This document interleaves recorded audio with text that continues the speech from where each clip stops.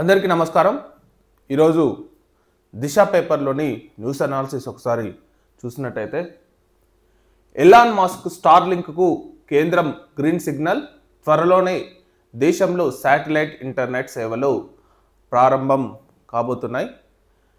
20 రోజుల్లోనే trial spectrum మంజూరు, GMPCS జారీ చేసిన టెలికాం శాఖ. సో ఇది చాలా ఇంపార్టెంట్. మనకు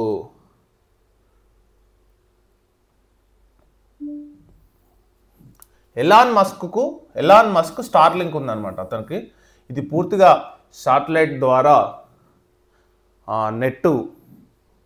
ఇంటర్నెట్ శాటిలైట్ ద్వారా ఇస్తుంది.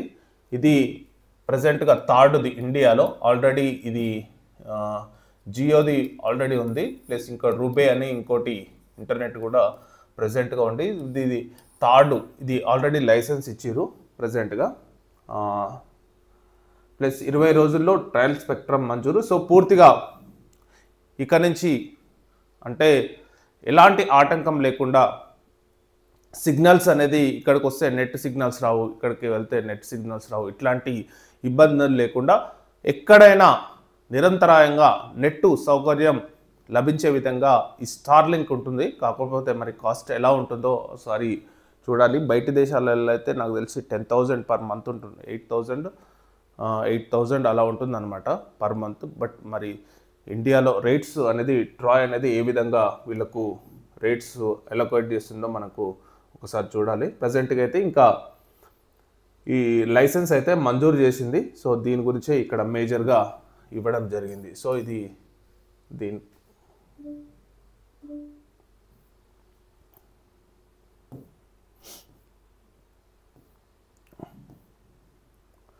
భారత కిరీటంలో వజ్రం, జమ్మూ కాశ్మీర్ యువత కళల్ని చెదరగొట్టాలంటే మోడీని ఎదుర్కోవాలి. చీనా అంజీ బ్రిడ్జ్లు భారత శక్తికి చీనాలు అని చెప్పి నిన్న నరేంద్ర మోడీ గారు చీనా బ్రిడ్జ్ నిన్న కూడా ఎక్స్ప్లెయిన్ చేయడం జరిగింది. చీనా బ్రిడ్జ్ ప్లస్ అంజీ బ్రిడ్జ్, ఇది పూర్తిగా కేబుల్ బ్రిడ్జ్. ఇదేమో వరల్డ్లోనే హైయెస్ట్ రైల్వే బ్రిడ్జ్ అనమాట, రైల్వే వంతెన.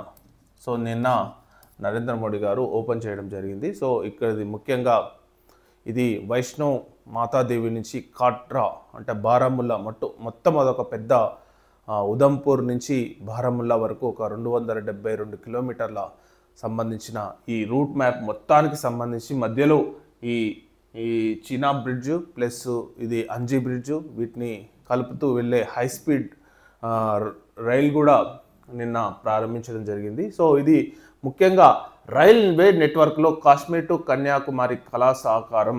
ఈరోజు మనకు కాశ్మీర్ నుంచి కన్యాకుమారి వరకు రైల్ నెట్వర్క్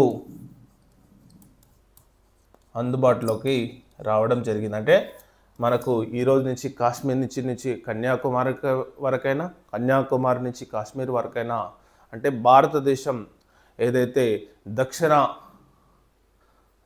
కోన అయిన కన్యాకుమారి మరియు ఉత్తర కోన అయిన కాశ్మీర్, సో ఈ పూర్తిగా రైల్వే లింక్ అనేది ఇక నుంచి అవైలబుల్గా ఉంటుంది. సో దీన్ని సాధించడం కోసం రైల్వే నెట్వర్క్లో ఇదొక గొప్ప విజయంగా నరేంద్ర మోడీ గారు అనడం జరిగింది. సో ఇది ముఖ్యంగా జమ్మూ కాశ్మీర్లో ఈ ప్రాజెక్ట్స్ అనేది అక్కడ రాష్ట్రానికి చాలా ఉపయోగపడుతుంది. ప్లస్ టూరిజం మళ్ళీ పెంపొందించుకోవడానికి ఈ ప్రాజెక్ట్స్ అనేది చాలా ఉపయోగపడుతుంది. నెక్స్ట్ ఇంకోటికి వచ్చేసరికి భారత్కు G7 సదస్సు ఆహ్వానం. ఇక్కడ వార్త ఇచ్చాను.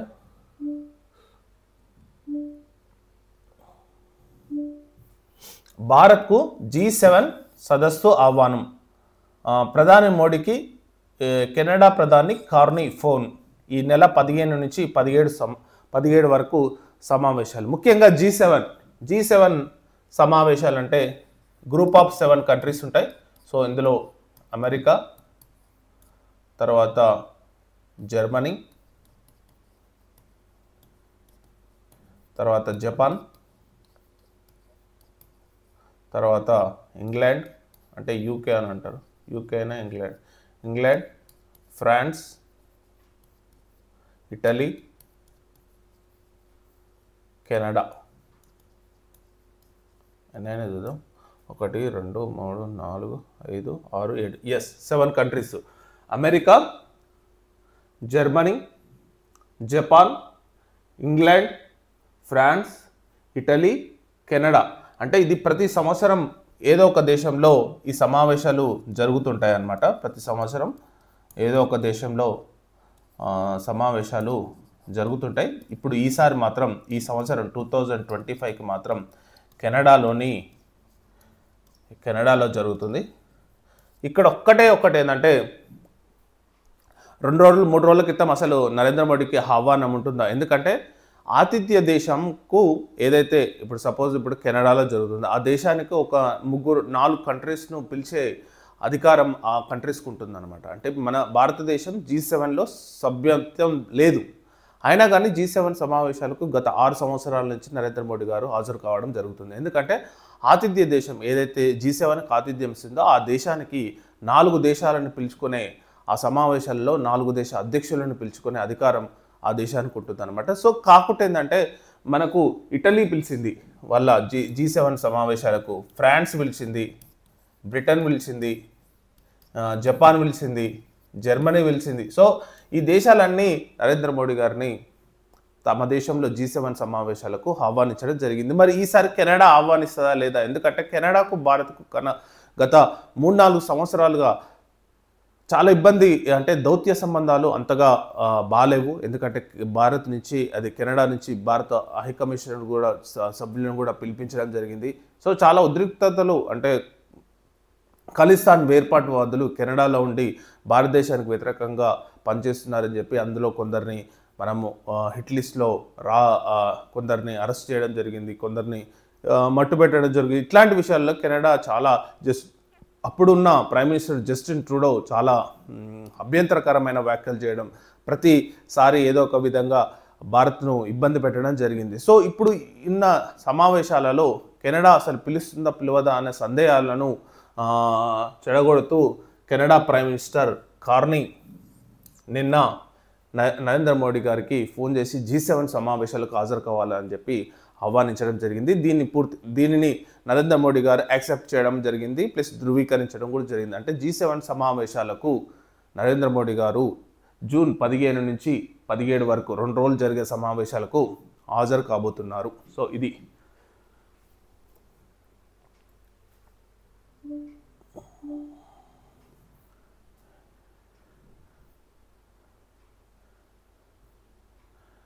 నెక్స్ట్, భారత రాష్ట్ర సమితి కాదు దయ్యాల రాష్ట్ర సమితి, కేసీఆర్ నీ బిడ్డ ప్రశ్నకు సమాధానం ఇవ్వు అని చెప్పి ఇంకొక వార్త ఇవ్వడం జరిగింది. కాళేశ్వరం సమాచారం అంతా కేసీఆర్ హరీష్ వద్దే ఉంది, ప్రాజెక్టు నిర్మాణ నిర్ణయం కేసీఆర్దే. అంటే పీసీ ఘోష్ కమిషన్ ముందు ఈటల రాజేందర్ అంటే అప్పుడున్న ఆర్థిక శాఖ మంత్రిని పిలిపించడం జరిగింది, వాళ్ళను క్వశ్చన్ చేయడం జరిగింది. సో అది అతను సమాధానం మరి ఇచ్చిండంట. అదొకటి. ఈ నెలలోనే మంత్రివర్గ విస్తరణకు ఛాన్సు, మెజార్టీ ఎమ్మెల్యేల పనితీరు బాగోలేదు, మార్చుకోవాలి, TPCC chief Mahesh Kumar Goud. So ఈ నెలలోనే మంత్రివర్గ విస్తరణ ఉంటుందని చెప్పి టీపీసీసీ అధ్యక్షుడు మహేష్ కుమార్ గౌడ్ చెప్తున్నారు. సో అది ఎంతవరకు వాస్తవం అనేది తెలియదు, ఎందుకంటే కాంగ్రెస్ పార్టీలో అంత ఈజీ కాదు, అది అయితేనే అయ్యిందని అనుకోవాలి. ఎందుకంటే ఇప్పటికీ 3-4 సార్లు వాయిదా పడింది. సో దాన్ని నమ్మడానికి వీలైతే లేదు.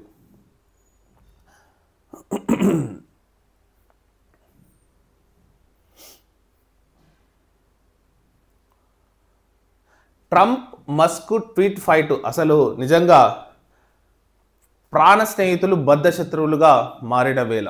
అంటే కొన్ని నెలల క్రితం డొనాల్డ్ ట్రంప్ విజయం కోసం ఎలాన్ మస్క్ చాలా శక్తి వంచన లేకుండా కృషి చేసిందని చెప్పాలి. సో ఎలాన్ మస్క్ ట్రంప్ గెలిచిన తర్వాత ఎలాన్ మస్క్కు ఎంత అసలు షేర్ ప్రైస్ ఎలా పెరిగిందో మనందరికీ తెలిసిందే. For example Tesla share price హిస్టరీలోనే, దాని చరిత్రలోనే దారుణంగా 14% పడిపోయింది టెస్లా షేర్స్. ఇది ఎలక్ట్రిక్ కార్కు సంబంధించిన టెస్లా కారు. దీని షేర్ ప్రైస్ వచ్చేసి అంటే దీని టోటల్ వాల్యూ వచ్చేసి $1 ట్రిలియన్ ఉంటుంది, $1 ట్రిలియన్ అబోవ్ ఉంటుంది దీని వాల్యూ, మార్కెట్ క్యాపిటల్ వాల్యూ. ప్రజెంట్గా ఇది $936 బిలియన్ పడిపోయింది. అంటే $1 ట్రిలియన్ మార్కెట్ క్యాపిటల్ ఉన్న ఈ టెస్లా మార్కెట్ క్యాప్ వచ్చేసి $936 బిలియన్ రావడం జరిగింది. అంటే 14% share price, Tesla share price పూర్తిగా తగ్గడం జరిగింది. ఎలాన్ మస్క్ ఆదాయం వచ్చేసి 13 లక్షల కోట్లు కోల్పోవడం జరిగింది. 13 లక్షల కోట్ల ఇండియన్ కరెన్సీల 13 లక్షల కోట్ల ఆదాయం ఎలాన్ మస్క్ కోల్పోవడం జరిగింది. ఎందుకంటే ఎప్పుడైతే ట్రంప్తోని ఈ విభేదాలు రావడం జరిగిందో, ఎందుకంటే అతను డైరెక్టర్ ఆఫ్ గవర్నమెంట్ దాంట్లో ఒక శాఖకు అధిపతి కూడా మస్క్, దానికి పూర్తిగా రిజైన్ చేయడం జరిగింది. ఇంకా అది వెళ్ళడం జరిగింది. అంటే ఒక దాని గురించి ఒక ఇష్యూ మీద, ఒక సబ్జెక్ట్ ఇష్యూ మీద వాళ్ళిద్దరికి విభేదాలు రావడం, అతను రిజైన్ చేసి వెళ్ళిపోవడం, ట్రంప్ కూడా వేరే విధంగా మాట్లాడు. ఇప్పుడు ప్రజెంట్గా వాళ్ళిద్దరి మధ్య ట్వీట్ ఫైట్ జరుగుతుంది. సో దానికి సంబంధించిన విషయంలోనే మార్కెట్ ఎలాన్ మస్క్కు సంబంధించిన టెస్లా కానీ మిగతా షేర్స్ అన్నీ దారుణంగా పడిపోయింది. అసలు చరిత్రలోనే టెస్లా షేర్ 14% ఇంతవరకు పడిపోలేదంట, కానీ ప్రజెంట్గా 14% పడిపోయింది టెస్లా షేర్ ప్రైస్.